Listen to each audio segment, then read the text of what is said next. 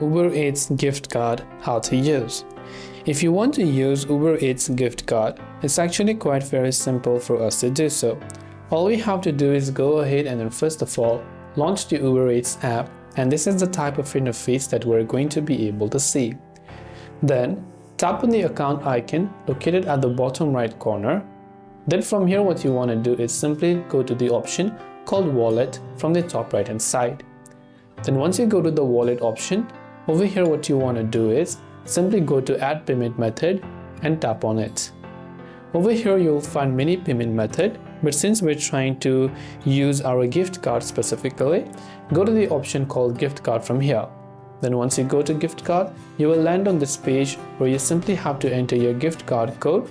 Then once you enter your gift card code, you can just tap on the save button to save the changes. And then depending upon the value of the gift card, next time whenever you order for food within Uber Eats, your gift card balance will be applied automatically. This way you'll be able to use Uber Eats gift card. I hope the video helped you out. If you have got any further questions, feel free to leave them down. Thanks for watching till the very end of this tutorial, and see you soon in the next video.